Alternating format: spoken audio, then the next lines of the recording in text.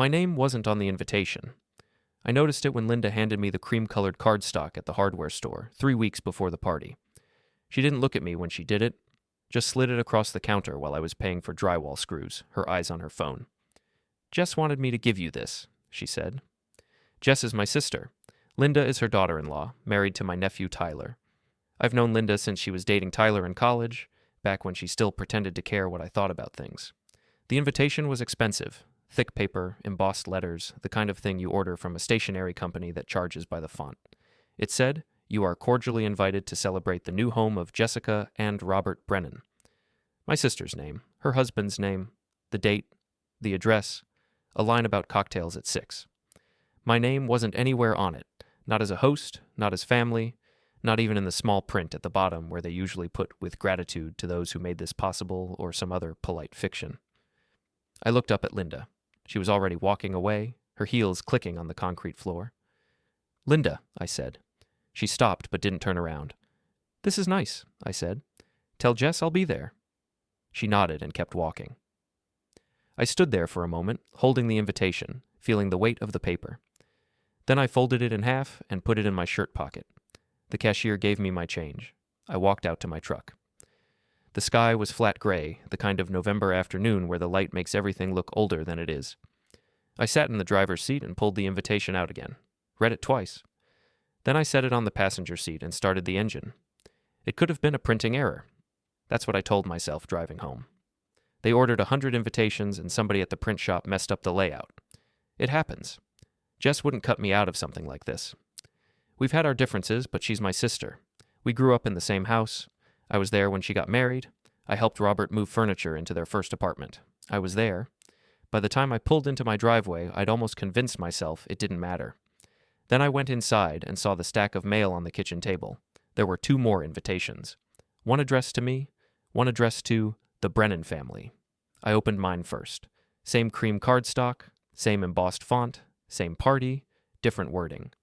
Please join us in celebrating Jessica and Robert's new home. No mention of who was hosting, no family names at the top, just the details. It read like something you'd send to a neighbor you barely knew. I opened the second one, the one addressed to the Brennan family. You are cordially invited to celebrate the new home of Jessica and Robert Brennan, with gratitude to Tyler and Linda Brennan for making this dream a reality. There it was. Tyler's name, Linda's name, right there at the top, where mine should have been. I sat down at the table and read both invitations 3 more times. Then I pulled out my phone and called Jess. She answered on the 4th ring. "Hey, Danny," she said. Her voice was cheerful. Too cheerful. "Did you get the invitation?" "I did," I said. "Got 2, actually." Silence. "Oh," she said. "Well, the print shop had some issues with the layout. We had to order a second batch. I guess they sent both versions." "Which version is the real one?" "What do you mean?" "Which one reflects what you actually want printed?" Another pause. "Danny, it's just an invitation. Does it really matter?" "It matters to me," she sighed. "Tyler and Linda contributed to the down payment. We wanted to acknowledge that." "And I didn't contribute?" "That's not what I'm saying." "Then what are you saying?" "I'm saying that they helped us in a very specific financial way, and we wanted to recognize that. You've helped too, in your own way. With the repairs and everything, we appreciate that. In my own way. Danny, please don't make this into something it's not." I looked at the invitations spread out on the table. 3 different versions of the same event. 3 different stories about who mattered. "I'll be there," I said. "Good," she said. "It'll be nice to see you." She hung up before I could answer. I sat there for a while, staring at the invitations. Then I got up and made coffee. While it brewed, I pulled out my laptop and opened the county property records website. I've been working in property maintenance for 26 years. Started as a handyman, built it into a business. I know how buildings work. I know how permits work. I know how ownership works. I typed in Jess's new address. The property had been purchased 3 months ago. Listed owners, Jessica Brennan and Robert Brennan. Nothing unusual there. I clicked through to the deed history. The previous owner had sold it to a holding company called Northfield Properties, LLC. Then, 2 weeks later, Northfield had sold it to Jess and Robert. I pulled up the LLC registration, filed 6 months ago. Registered agent, Tyler Brennan. My nephew, I scrolled down. Members of the LLC, Tyler Brennan, Linda Brennan, and someone named Victor Perez. I didn't know who Victor Perez was. I clicked back to the deed. The sale from Northfield to Jess and Robert had been for $340,000. The original sale from the previous owner to Northfield had been for $425,000. Northfield had sold the house to Jess and Robert at an $85,000 loss.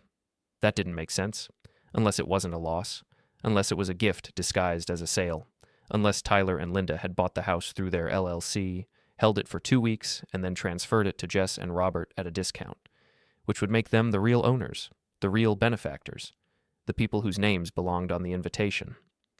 I closed the laptop. Then I opened it again and started taking screenshots. The party was on a Saturday.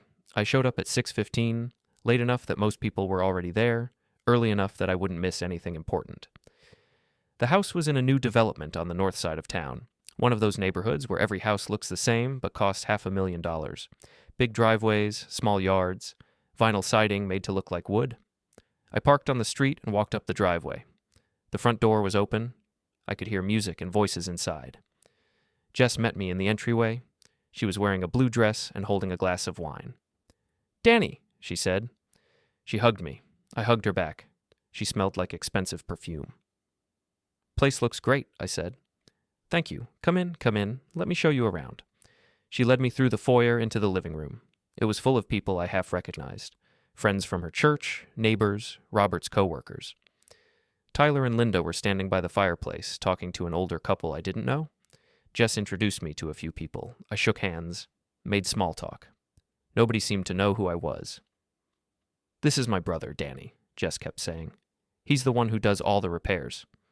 Not my brother who helped us, not my brother who's been there for us, just the one who does repairs." After the third introduction, I excused myself and went to find the bathroom. It was down a hallway past the kitchen. I locked the door behind me and stood there for a moment, looking at my reflection in the mirror. I'm 54 years old. I've got gray in my beard and lines around my eyes and hands that are scarred from 30 years of working with tools. I look like what I am, a guy who fixes things for a living. I washed my hands and went back out. Tyler was in the kitchen, opening a bottle of wine. "Uncle Danny," he said. He didn't smile. "Glad you could make it." "Wouldn't miss it," I said. He poured wine into 2 glasses and handed one to a woman I didn't recognize. Then he looked at me. "Can I get you something?" he said. "I'm good." "Suit yourself." He walked past me without another word. I stood there in the kitchen, watching people move through the house like I wasn't there. Then I walked down the hallway to the back of the house. There were 3 bedrooms. The master was at the end of the hall. The door was half open. I knocked and waited. No answer. I pushed the door open and stepped inside. The room was huge. King-sized bed, walk-in closet, bathroom with double sinks, windows overlooking the backyard. On the dresser, there was a framed photo of Jess and Robert with Tyler and Linda, all 4 of them smiling, arms around each other. Next to it, a smaller photo of Jess and Robert on their wedding day. I wasn't in either picture. I turned around and saw Linda standing in the doorway. "Can I help you?" she said. "Just looking around," I said. "The tour's in the living room." I must have missed it. She didn't move, just stood there, blocking the doorway. "This is a private room," she said. "I'm family," I said. "Then you should know better." I walked toward her. She stepped aside at the last second. I brushed past her and went back down the hallway. The party went on for another 2 hours. I stayed in the corner of the living room, drinking beer from a bottle, watching people congratulate Jess and Robert. Watching Tyler and Linda accept thanks like they were the hosts. At one point, Robert stood up and made a speech. "We just want to thank everyone for being here," he said. "This house is a dream come true, and we couldn't have done it without the support of our family, especially Tyler and Linda, who went above and beyond to make this possible." People clapped. Tyler and Linda smiled. Jess raised her glass. Nobody mentioned me. I left at 8:30, didn't say goodbye, just walked out the front door and got in my truck. On the drive home, I called my lawyer. His name is Frank Delaney. We went to high school together. He's been handling my business contracts for 15 years. "Danny," he said when he picked up, "it's Saturday night. This better be good."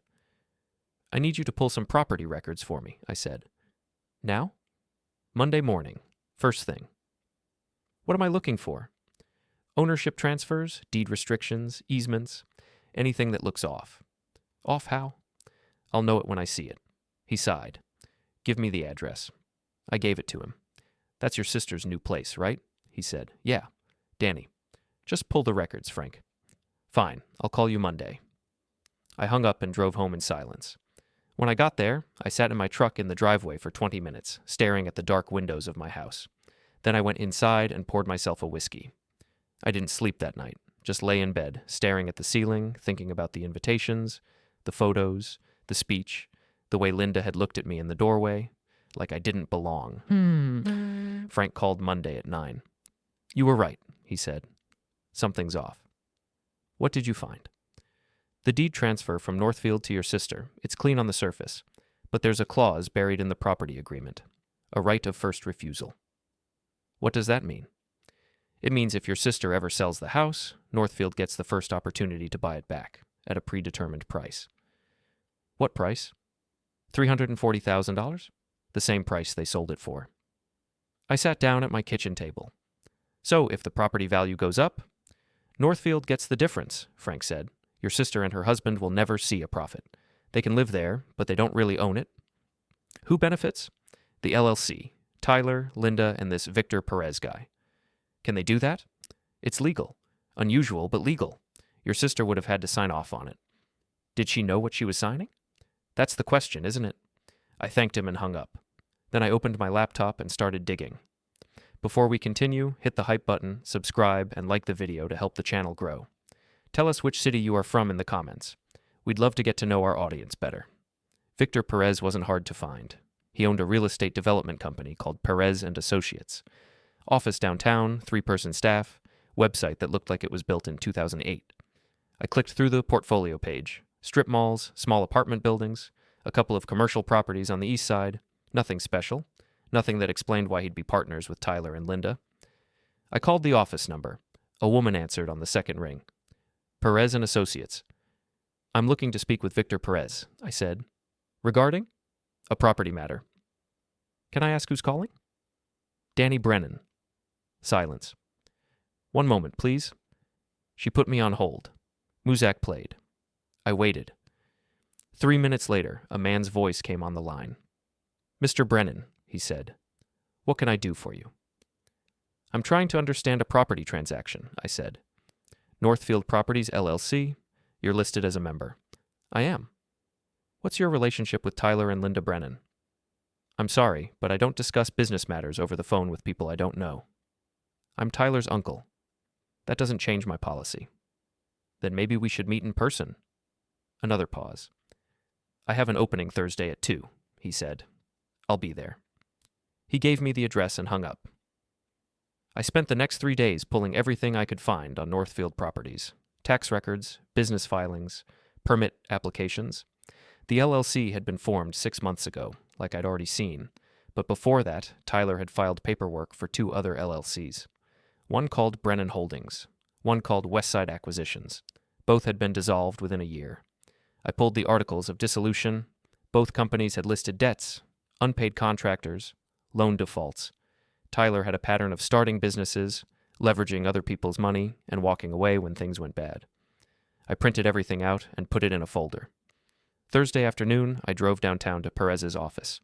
It was in a squat brick building near the courthouse, sandwiched between a bail bondsman and a tax preparation service.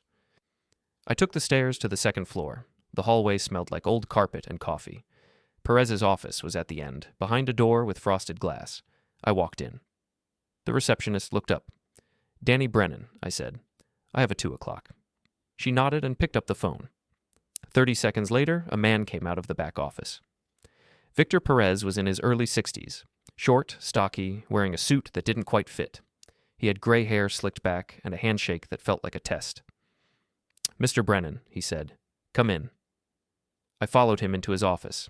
It was small and cluttered, file boxes stacked against the walls, a desk covered in papers, a window that overlooked the parking lot. He sat down behind the desk and gestured to the chair across from him. So, he said, what's this about? I pulled out the folder and set it on his desk. I want to know why you're in business with my nephew, I said. He didn't open the folder, just looked at it. Tyler approached me 6 months ago, he said. He had a deal he wanted to make. I had the capital. We became partners. What kind of deal? Buy low, sell high, standard real estate play. And the house you sold to my sister? What about it? You sold it at a loss. Did I? I leaned forward. You bought it for $425,000 and sold it for $340,000. That's an $85,000 loss. He smiled. On paper. What does that mean? It means the property wasn't worth $425,000. The seller inflated the price because he knew we'd buy it. We bought it, held it, and sold it to your sister at market value. Why would the seller inflate the price? Because we agreed to pay him a finder's fee on the back end. He gets $50,000 6 months from now, off the books. We get a property we can control. Your sister gets a house she can afford. And the right of first refusal? Insurance. For what? In case your sister defaults. In case the market crashes. In case she decides to sell and we want the property back. I stared at him. You set this up so she can't win, I said. He shrugged. She gets to live in a nice house. That's winning for some people. And Tyler, what does he get? Equity, experience, a chance to learn how this business works. He's done this before, I said. Brennan Holdings, Westside Acquisitions, both failed. Perez opened the folder and glanced at the papers inside. Then he closed it and pushed it back toward me. Tyler's learning, he said. He makes mistakes.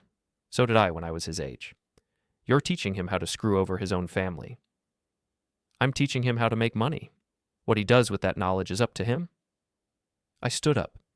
If my sister loses that house? She won't, Perez said.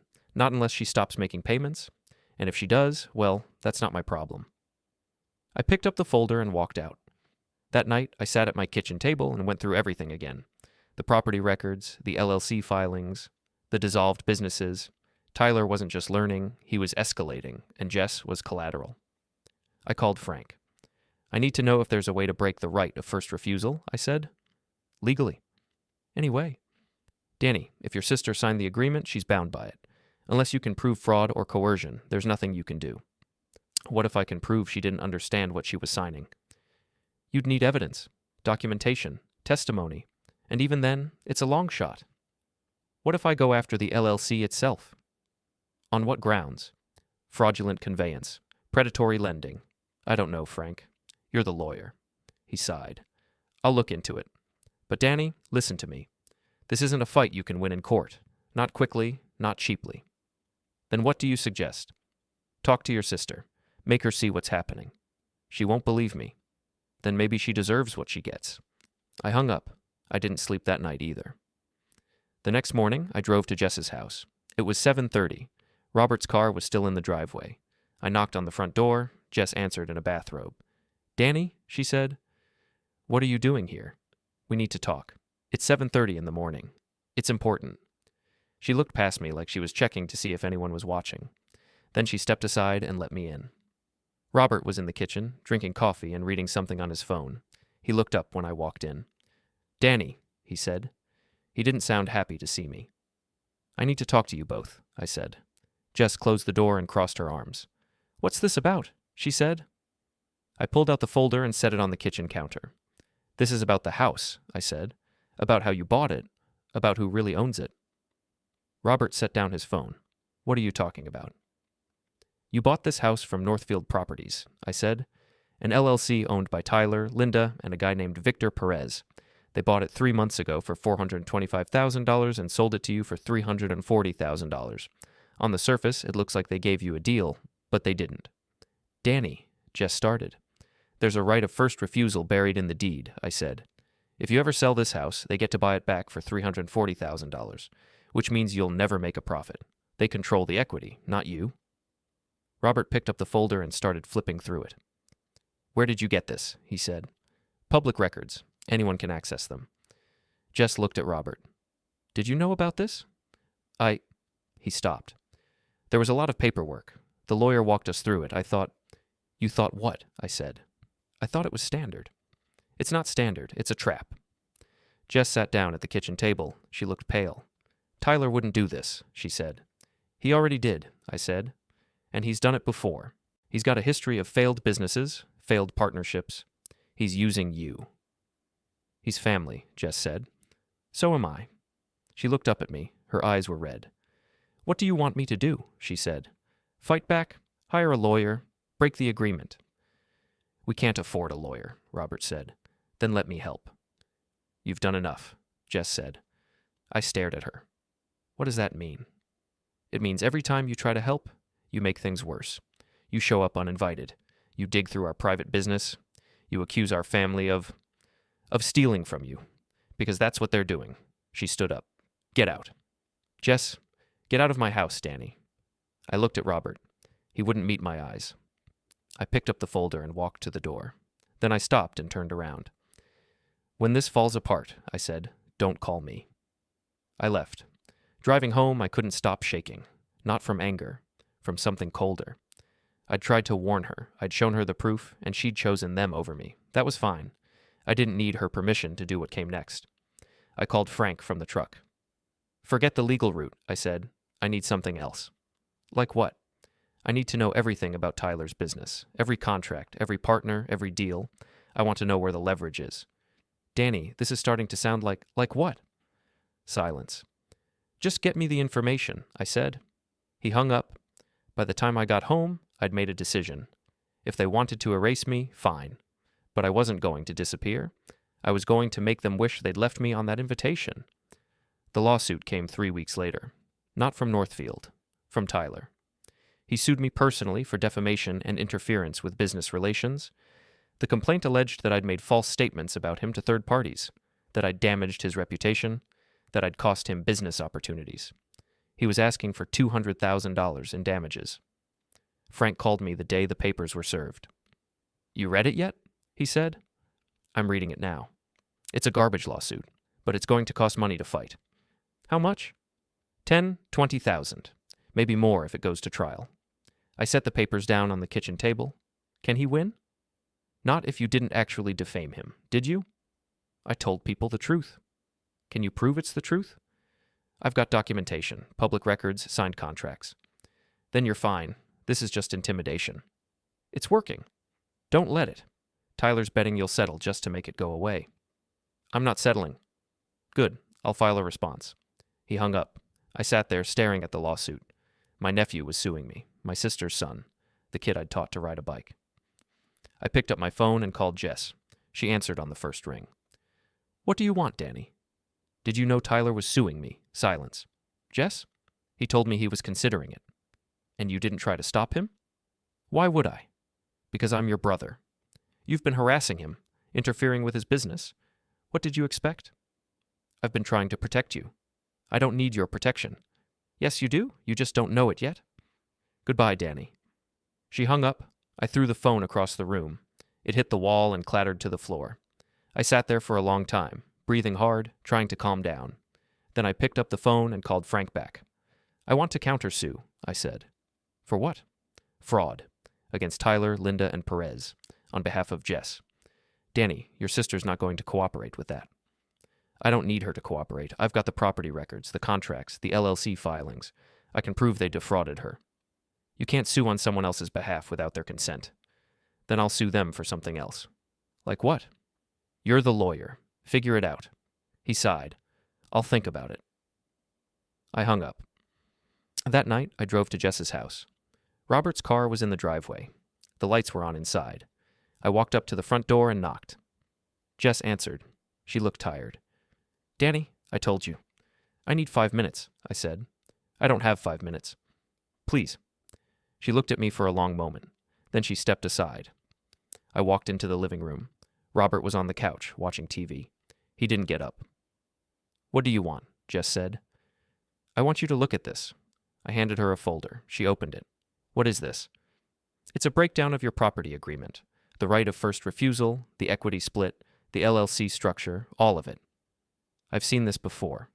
No, you haven't. You've seen the parts they wanted you to see. This is everything. She flipped through the pages. I don't understand.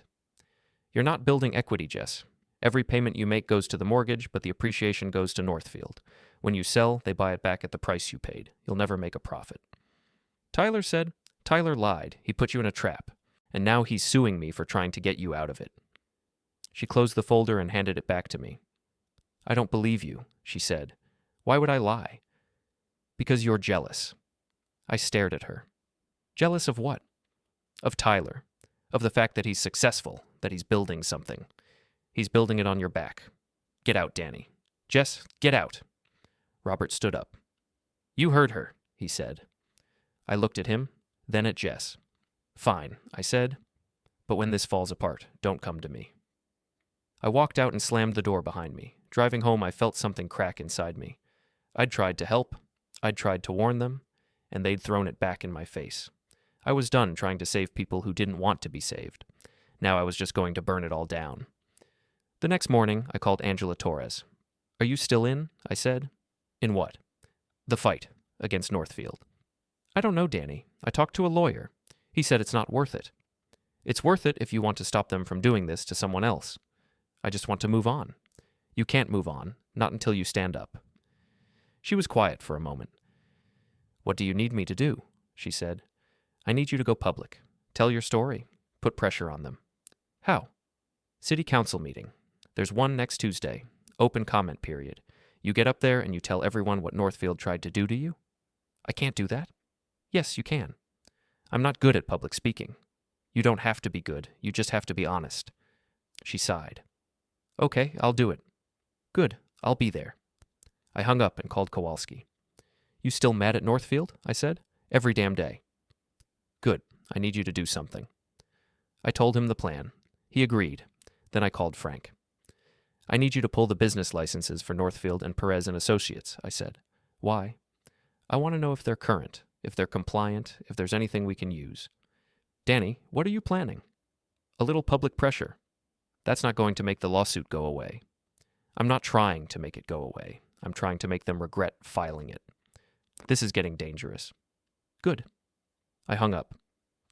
Tuesday night, I drove to City Hall. The council chamber was half full.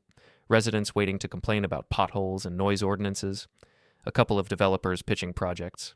The usual crowd. Angela was sitting in the back. Kowalski was next to her. I sat down beside them. You ready? I said. No, Angela said. You'll be fine. The meeting started. Budget reports, zoning updates, 45 minutes of bureaucratic tedium, then the open comment period. A woman stood up and complained about a tree blocking her driveway. A man complained about a barking dog. Then Angela stood up. She walked to the podium and adjusted the microphone. My name is Angela Torres, she said. Her voice was shaking. I own a duplex on the west side. 6 months ago, a company called Northfield Properties approached me about buying it. They offered me a fair price and promised to pay me $10,000 up front to cover moving costs. I signed a contract, but they never paid me. For 2 months, I waited. I called them, I emailed them. They always had an excuse. Paperwork delays, bank issues. Finally, I realized they were never going to pay me. They were just stalling, hoping I'd get desperate and drop the contingency. So I backed out, and now they're threatening to sue me. She paused. I'm not the only one. There are other people in this city who've been treated the same way. Northfield Properties is running a scam, and I'm here to ask the city council to investigate them. She stepped away from the podium and sat down. The council members looked at each other. Then the chair cleared his throat. Thank you for your comment, Ms. Torres. We'll take it under advisement. Kowalski stood up. He walked to the podium and leaned into the microphone. Raymond Kowalski, he said. I've lived in this city for 40 years. I own a house on Dartmouth Street. Northfield Properties tried to do the same thing to me. They promised me $15,000 up front. Never paid. I pulled out of the deal. Now they're threatening to sue me too. This company is preying on vulnerable people, seniors, single mothers, anyone who's desperate enough to believe their promises. The city needs to do something. He sat down. The chair made some notes. Then he moved on to the next item. I stood up. Danny Brennan, I said. I'm a contractor. I've worked in the city for 26 years. I'm also the uncle of one of the people running Northfield Properties. And I'm here to tell you that everything you just heard is true. My nephew, Tyler Brennan, and his partner, Victor Perez, are running a predatory real estate scheme. They're targeting people who can't afford lawyers. They're making promises they have no intention of keeping. And when people push back, they threaten to sue. I'm asking the city to revoke their business license, or at least investigate their practices. I sat down. The chamber was silent.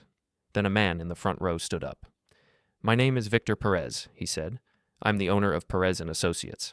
And everything you just heard is a lie. He walked to the podium. These people signed contracts, he said. Binding agreements. They're trying to back out because they changed their minds. That's not fraud. That's breach of contract. And for the record, we are pursuing legal action against Mr. Brennan for defamation and interference. If the city council wants to investigate someone, they should investigate him. He sat down. The chair looked uncomfortable. We'll take all of this into consideration, he said. Next item. After the meeting, I walked out to the parking lot with Angela and Kowalski. You think that did anything? Angela said. I don't know, I said. But at least it's on the record now. Perez looked pretty confident, Kowalski said. He's bluffing. How do you know? Because if he had a real case, he wouldn't be here defending himself. He'd let his lawyer do it. We stood there for a moment. Then Angela got in her car and drove away. Kowalski looked at me. What now? He said. Now we wait. For what? For them to make a mistake. He nodded and walked to his truck. I stood there in the parking lot, watching the city council members file out of the building. One of them looked at me, then looked away. I got in my truck and drove home. 3 days later, the city sent a letter to Northfield Properties requesting documentation of all pending real estate transactions. Frank called to tell me. They're actually looking into it, he said. Good. Danny, this doesn't mean you're off the hook for the lawsuit. I know, but it's a good sign. Yeah, you okay? I'm fine. I hung up. That night, Tyler called me. You're destroying my life, he said. You destroyed it yourself. I'm going to lose everything because of you. You're going to lose everything because you're a fraud. I'm not a fraud. I'm a businessman. There's a difference. You wouldn't know the difference if it hit you in the face. I was quiet for a moment. Tyler, I said, drop the lawsuit. Walk away from Northfield. Start over. Why would I do that? Because if you don't, I'm going to keep going. I'm going to expose every deal you've ever made, every lie you've ever told. I'm going to make sure no one in this city ever trusts you again. You can't do that. Watch me. He hung up. I sat there staring at the phone. Then I called Frank.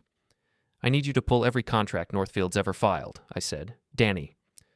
All of them. I want to see the pattern. This is obsessive. Just do it. He did. A week later, he called me back. You were right, he said. There's a pattern. Northfield's filed 23 preliminary sales agreements in the past 6 months. Only 3 have closed. The rest are still pending. What's the holdup? Same thing every time. Upfront payments that never materialize. How much money are we talking about? Total? About $200,000 in promised payments. None of it paid? Where's the money supposed to come from? The LLC. But the LLC doesn't have $200,000. It's undercapitalized. So they're making promises they can't keep? Exactly. I thought about it. Can we use this? I said. In court? Maybe, but it's not a smoking gun. It doesn't have to be. It just has to be enough to make them look bad. What are you planning? I'm going to give this to every reporter in the city. Danny, they're crooks, Frank, and I'm going to make sure everyone knows it. I hung up. Then I started making calls. The story ran in the local paper 2 weeks later. Local real estate firm under investigation for alleged fraud. The article detailed the city's inquiry into Northfield Properties. It quoted Angela Torres and Raymond Kowalski. It mentioned the preliminary sales agreements and the unpaid upfront payments. It named Tyler and Victor Perez. It also mentioned me. Danny Brennan, a local contractor and uncle to Tyler Brennan, has been vocal in his criticism of Northfield's business practices. Brennan claims his nephew is running a predatory scheme targeting vulnerable sellers. Tyler Brennan denies the allegations and has filed a lawsuit against his uncle for defamation. I read the article 3 times. Then I folded the paper and set it on the kitchen table. My phone started ringing. First call was from Frank. You see the article, he said. Yeah. You okay? I'm fine. Tyler's going to be pissed. Let him be pissed. Danny, I'll call you later. I hung up. Second call was from Jess. What have you done? She said. I told the truth. You've humiliated us. You've humiliated Tyler. Everyone's talking about it. Good. How is that good? Because now people know what he is. He's your nephew. He's a fraud. She was crying now. Why are you doing this? She said. Because you wouldn't listen. I hate you. She hung up. I set the phone down and stared at the wall. Third call was from an unknown number. Mr. Brennan, a man's voice said. Yeah. This is Detective Harris with the Financial Crimes Unit. I'd like to ask you a few questions about Northfield Properties. I sat up. What kind of questions? We're conducting an investigation based on complaints filed with the city. I understand you've been involved in some of these matters. I've been helping people understand their contracts. Can you come down to the station? I'd like to get a formal statement. When? Today, if possible. I'll be there in an hour. I hung up and got in my truck. The police station was downtown, across from the courthouse. I parked in the lot and went inside. Detective Harris was waiting for me in a small interview room. He was in his 40s, balding, wearing a cheap suit. "Mr. Brennan," he said. "Thanks for coming in." "No problem," he gestured to a chair. I sat down. "I've been looking into Northfield Properties," he said. "There are some irregularities in their business practices. I'm trying to piece together what's going on." "What do you want to know?" "Start with how you got involved." I told him everything. The invitation, the property records, the preliminary sales agreements, the unpaid upfront payments, the conversations with Angela and Kowalski. He took notes. "And your nephew is one of the principals?" he said. "Yes." "That must be difficult." "It is what it is." "Do you have any documentation?" "I've got copies of contracts, LLC filings, property records, all public information." "Can you send those to me?" "I'll send them to my lawyer. He can forward them to you." Harris nodded. "One more question," he said. "Your nephew filed a lawsuit against you. Is that related to this?" "He's trying to shut me up." "Is it working?" "No." Harris smiled. "Good," he said. "We need more people like you." I left the station and called Frank. "The cops are investigating Northfield," I said. "I know. They called me too." "What did you tell them?" "Same thing you did. The truth." "What happens now?" "They build a case. If they find evidence of fraud, they file charges." "How long does that take?" "Months. Maybe longer." "I don't have months." "Danny, you need to let the system work." "The system doesn't work. You know that." "Then what are you going to do?" I didn't answer. "Danny?" "I'll figure something out." I hung up. That night, I drove to Tyler's office. It was after 9. The building was mostly dark, but I could see a light on in Suite 304. I parked across the street and waited. 20 minutes later, Tyler came out. He was carrying a briefcase and talking on his phone. I watched him walk to his car. He got in and drove away. I waited another 10 minutes, then I got out of my truck and walked to the building. The front door was locked, but I knew the building. I'd done maintenance work here a few years ago. There was a service entrance around back. I walked around to the alley. The service door was propped open with a brick. I went inside and took the stairs to the 3rd floor. The hallway was empty. I walked to Suite 304 and tried the door. Locked. I pulled out my pocket knife and worked the lock. It took 30 seconds. The office was dark. I turned on my phone's flashlight and looked around. The desks were covered in papers. I started going through them. Contracts, invoices, emails. Most of it was junk. Then I found a folder labeled Pending Sales. I opened it. Inside were copies of all the preliminary sales agreements. But these weren't the versions the sellers had signed. These were drafts. Early versions. In the margins, there were handwritten notes. Next to Angela's agreement, delay payment until December. Pressure her to drop contingency. Next to Kowalski's agreement, stall on relocation fee. He's desperate. Will cave. Next to another seller's agreement, wait for foreclosure. Buy at auction. I took pictures of every page. Then I heard footsteps in the hallway. I turned off my phone and moved to the side of the room. The door opened. Tyler walked in and turned on the lights. He saw me immediately. "What the hell are you doing here?" he said. "I could ask you the same thing." "This is my office. You're trespassing." "And you're a fraud." He set down his briefcase. "Get out," he said. "Not yet." "I'll call the cops." "Go ahead. I'm sure they'd love to see what's in that folder." He looked at the desk, saw the open folder. His face went pale. "You broke in here," he said. "You broke my sister's trust. This isn't about Jess. This is about you being jealous." "Jealous of what? Your failing business? Your lawsuit? Your reputation?" "I'm building something. You're just tearing it down." "You're not building anything, Tyler. You're stealing. And when this all comes out, you're going to lose everything." He stepped toward me. "You don't know what you're talking about," he said. "I know exactly what I'm talking about. I know you've been stalling on payments. I know you've been pressuring people to drop their contingencies. I know you've been running a scam. It's not a scam. It's business. It's fraud."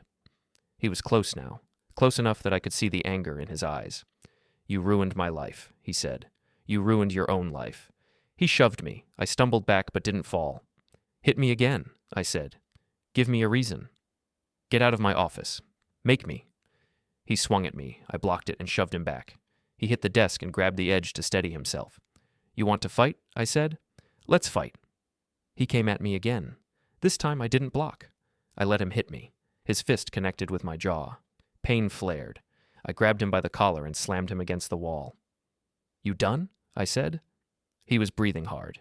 His eyes were wide. I'm calling the cops, he said. Good. Tell them I found evidence of fraud in your office. Tell them you assaulted me. See how that works out. I let him go and walked to the door. Danny, he said. I stopped. You can't win this, he said. Watch me. I left. Driving home, my jaw throbbed. I touched it and winced. When I got home, I uploaded the photos to my computer and sent them to Frank. Then I poured myself a whiskey and sat at the kitchen table. My phone buzzed, a text from Frank. These are good, but they're not admissible. You broke into his office. I typed back. I don't care about admissible. I care about leverage. He didn't respond. I finished my whiskey and went to bed. The next morning, I woke up to a voicemail from Detective Harris. Mr. Brennan, I need you to call me back as soon as possible. It's urgent. I called him. What's going on? I said. Your nephew filed a police report. He says you broke into his office last night and assaulted him. I didn't assault him. He hit me. Do you have proof? I've got a bruise on my jaw. That's not proof. That's a bruise. Did anyone see the altercation? No. Then it's his word against yours. He's lying. Maybe. But right now, I have to treat this as a credible complaint. I need you to come down to the station. Am I being charged? Not yet, but I need your side of the story. I'll be there in an hour. I hung up and called Frank. Tyler filed a police report, I said. For what? Assault and breaking and entering. Did you break into his office? Yes. Danny, I needed evidence. You can't do that. That's illegal. I know. Then why did you do it? Because I'm done playing by the rules. Frank was quiet for a moment. I can't represent you on this, he said. What? If you broke into his office, that's a criminal matter. I'm a civil attorney. You need a criminal defense lawyer. Frank, I'm serious, Danny. This is beyond what I can handle. I hung up. Then I drove to the police station. Detective Harris was waiting for me in the same interview room. Mr. Brennan, he said, have a seat. I sat down. Did you enter your nephew's office last night without permission? Yes. Why? I was looking for evidence of fraud. Did you find any? Yes. Did you take anything? I took pictures. Of what? Contracts, notes, proof that he's been running a scam. Harris leaned back in his chair. You understand that what you did was illegal, right? I understand. And you did it anyway? Yes. Why? Because no one else was going to stop him.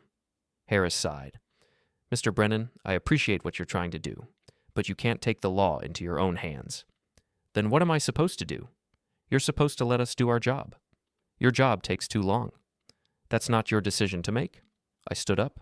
Are you charging me? I said. Not yet, but I'm recommending that you stay away from your nephew and his office. If you don't, I will charge you. Fine. I walked out. Driving home, I felt the walls closing in. Tyler had filed a lawsuit. Now he'd filed a police report. The city was investigating, but it was taking too long, and Jess still wouldn't listen. I needed to end this. I pulled over and sat in the truck, thinking. Then I called Victor Perez. What do you want? He said. I want to make a deal, I said. I'm not interested. You should be, because I've got evidence that you and Tyler have been defrauding sellers, and I'm about to give it to the police. Silence. What kind of evidence? He said. The kind that puts you in prison. You're bluffing. Try me. Another pause. What do you want? He said. I want you to dissolve Northfield. I want you to release my sister from the property agreement, and I want you to drop the lawsuit against me. That's not going to happen. Then I'll see you in court, and in the newspaper, and on the evening news. You think you can threaten me? I'm not threatening you. I'm giving you a choice. He hung up. I sat there for a moment. Then I called the local news station. The reporter's name was Michelle Kwan. She worked for the NBC affiliate. I'd seen her on TV a few times, investigative pieces, consumer protection stories. I called the newsroom and asked for her. This is Michelle, she said. My name is Danny Brennan. I've got a story for you. What kind of story? Real estate fraud. A local company preying on vulnerable sellers. I've got documentation. Can you send it to me? I'd rather meet in person. She hesitated. Is this time sensitive? She said. Very. Okay, can you meet me tomorrow at 10? There's a coffee shop on 5th Street. I'll be there. I hung up. The next morning, I drove to the coffee shop with a folder full of documents. Contracts, emails, photos. Michelle was already there, sitting at a corner table with a laptop and a notepad. She was in her 30s, short black hair, sharp eyes. I sat down across from her. Mr. Brennan, she said. Danny. Michelle, what do you have for me? I slid the folder across the table. She opened it and started reading. After a few minutes, she looked up. This is serious, she said. I know. You've got evidence of systematic fraud. Yes. And one of the principals is your nephew. Yes. That must be difficult. It is. She flipped through more pages. Why are you bringing this to me? She said. Because the police are taking too long, and the people being hurt can't wait. What do you want me to do? I want you to run a story, put pressure on them, make it public. You understand that this could blow back on you, right? Your nephew's already suing you. This will make it worse. I don't care. She studied my face. Okay, she said. I'll look into it. But I need to verify everything independently. I can't just take your word for it. I understand. Give me a week. She closed the folder and stood up. Thank you for bringing this to me, she said. I nodded and left. A week later, the story aired. It was a 5-minute segment on the evening news. Michelle interviewed Angela Torres and Raymond Kowalski. She showed copies of the preliminary sales agreements. She named Tyler and Victor Perez. She also interviewed me. Why are you doing this? She asked. Because someone has to, I said. The segment ended with a shot of Northfield's office and a voiceover. We reached out to Tyler Brennan and Victor Perez for comment. Neither responded. The story went viral. By the next morning, it had been picked up by other stations, shared on social media, trending locally. My phone wouldn't stop ringing. First call was from Frank. You went to the media, he said. Yes? Danny, this is going to make the lawsuit worse. I don't care. You should care. Tyler's going to argue that you've been running a smear campaign. Let him argue. Danny, I'm done, Frank. I'm done playing nice. I'm done waiting for the system to work. What are you going to do? Whatever it takes. I hung up. Second call was from Detective Harris. I saw the news, he said. And? And you just made my job a lot harder. How? Because now the defense is going to argue that you've tainted public opinion, or that you've been conducting a personal vendetta. I have been conducting a personal vendetta. That's not helping. I'm not trying to help. I'm trying to get justice. He sighed. Just stay out of trouble, Mr. Brennan. I'll try. I hung up. Third call was from Tyler. Is that a threat? It's a promise. Bring it on. He hung up. I sat there staring at the phone. Then I got in my truck and drove to Victor Perez's office.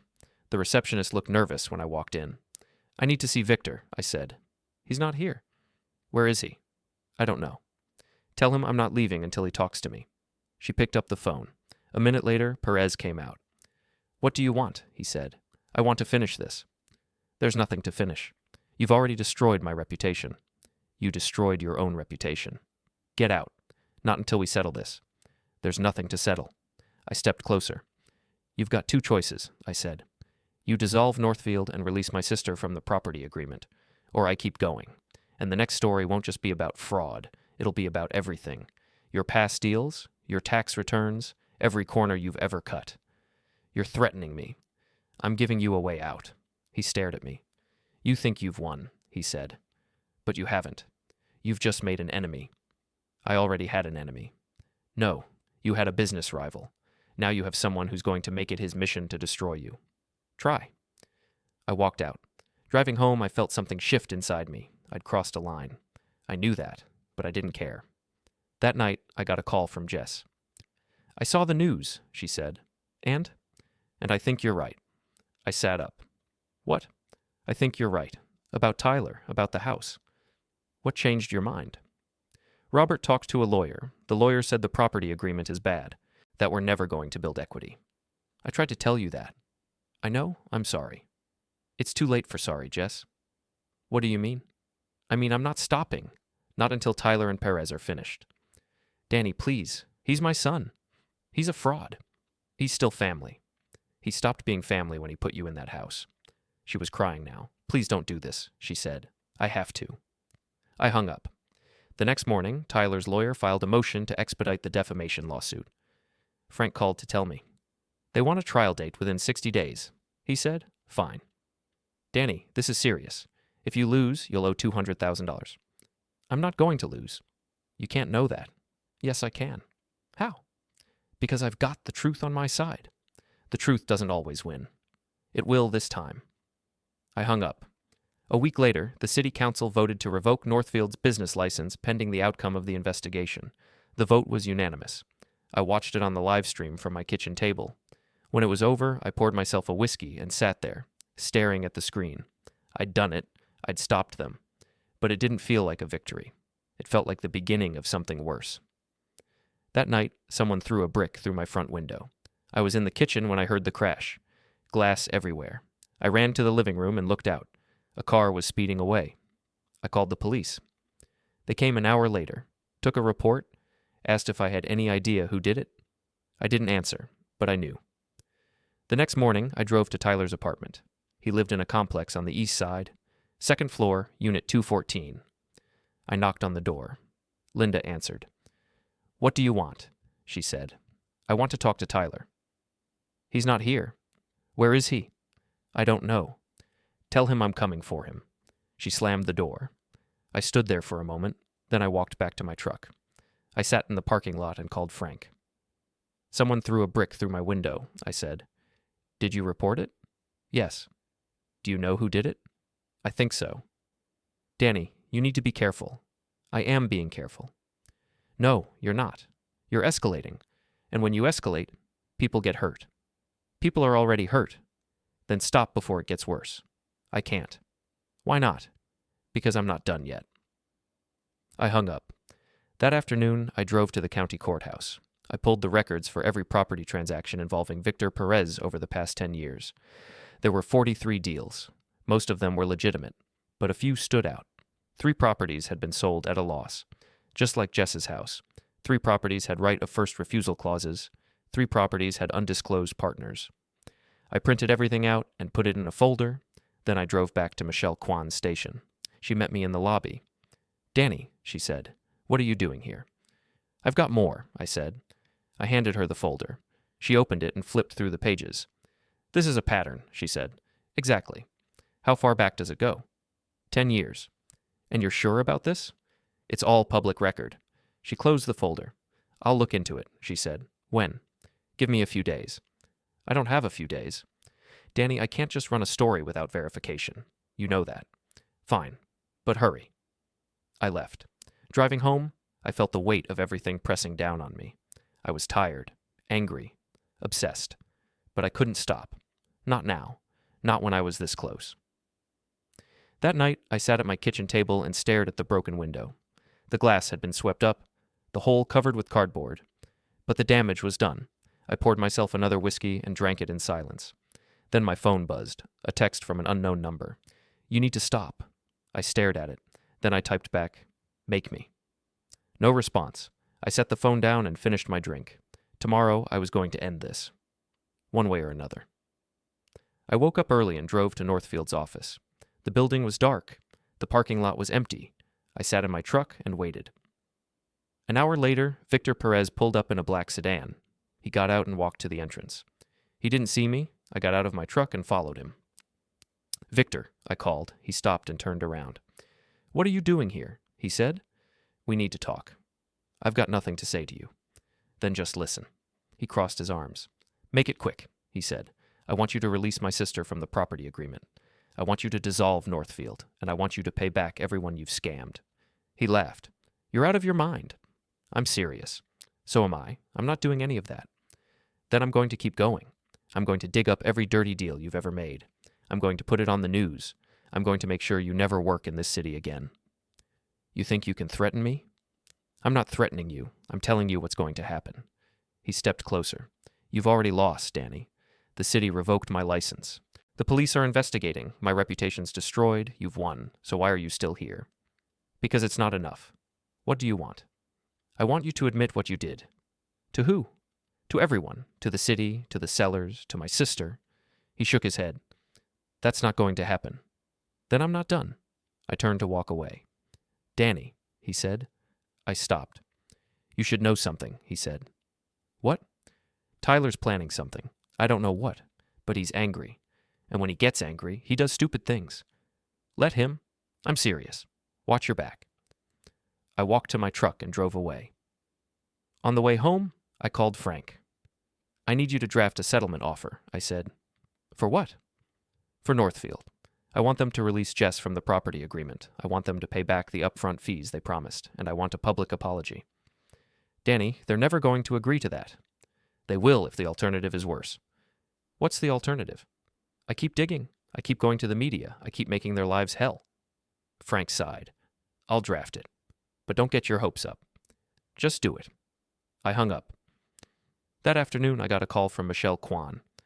I verified the pattern, she said. Perez has been running this scam for years. I'm running a follow-up story tomorrow night. Good. There's something else. What? I got a tip. Someone said Tyler's been meeting with a lawyer. They're planning a counterattack. What kind of counterattack? I don't know, but you should be prepared. I am. Danny, be careful. This is getting dangerous. I know. I hung up. That night, I couldn't sleep. I lay in bed, staring at the ceiling, thinking about everything that had happened. The invitation, the property records, the lawsuit, the brick through my window. It all led back to one thing. Erasure. They'd tried to erase me, to write me out of the family, to make me irrelevant. But I'd fought back, and now they were paying the price. The next morning, Frank called.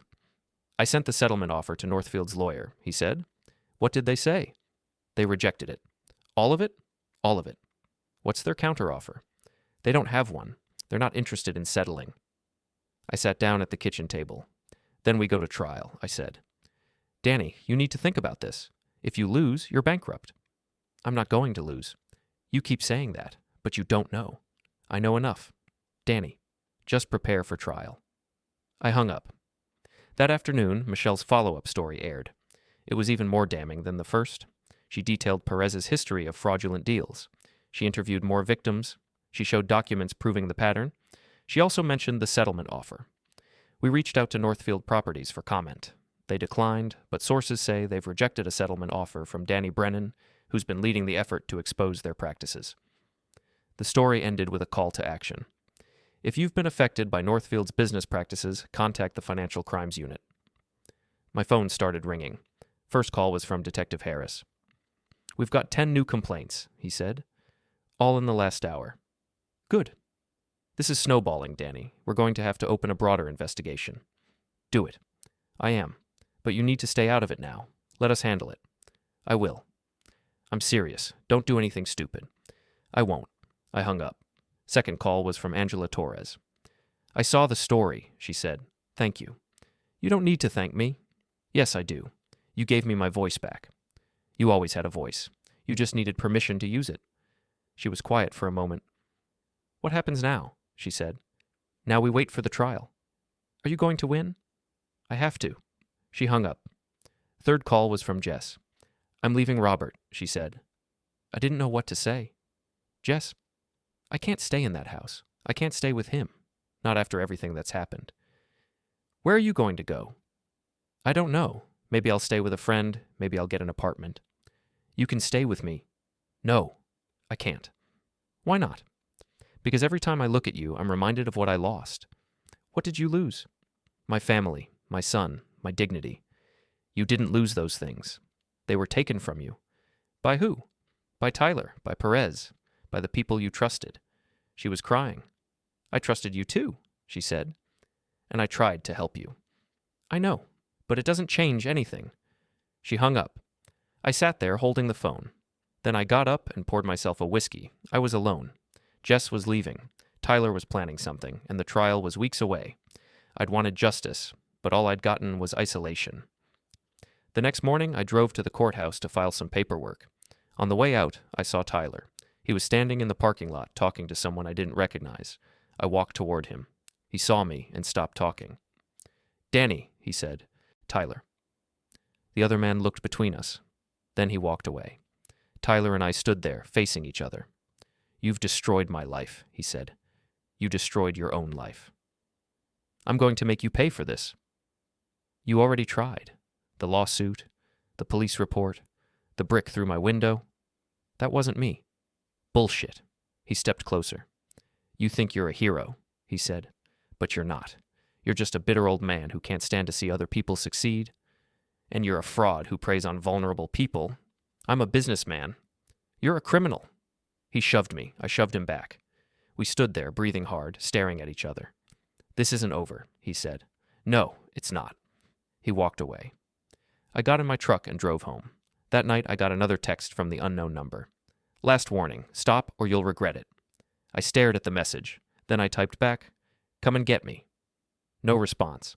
I set the phone down and went to bed. But I didn't sleep. I lay there, waiting for whatever was coming next. The next morning, I woke up to the sound of sirens. I looked out the window. There were 2 police cars in my driveway. I got dressed and went outside. Detective Harris was standing on my porch. Mr. Brennan, he said, we need to talk. What's going on? Your nephew filed another complaint. He says you threatened him yesterday at the courthouse. I didn't threaten him. He says you did, and he's got a witness. Who? A man named Victor Perez. I stared at him. Perez is lying. Maybe, but right now I have to follow up on the complaint. Are you charging me? Not yet, but I need you to stay away from Tyler and from Perez. Fine. I'm serious, Danny. If you violate this order, I will arrest you. I understand. He nodded and walked back to his car. I stood there, watching them drive away. Then I went inside and called Frank. They're trying to get me arrested, I said. I know. I just got a call from the prosecutor. What did they say? They're considering filing charges. Harassment, stalking, maybe assault. This is bullshit. It doesn't matter if it's bullshit. It's working. They're boxing you in. What do I do? You stay away from them. You don't call. You don't text. You don't go near them. And the trial? We focus on the trial. That's your chance to fight back. When is it? 6 weeks. That's too long. It's the best I can do. I hung up. Then I sat down at the kitchen table and stared at the wall. 6 weeks. I had 6 weeks to wait. 6 weeks to stay away. 6 weeks to do nothing. I couldn't do it. I wouldn't do it. I picked up my phone and called Michelle Kwan. I need one more favor, I said. What? I need you to dig into Tyler's finances. I need you to find out where his money's coming from. Danny, I can't just... Please, this is important. She sighed. I'll see what I can do. Thank you. I hung up. Then I got in my truck and drove to the county recorder's office. I had 6 weeks. I was going to make them count.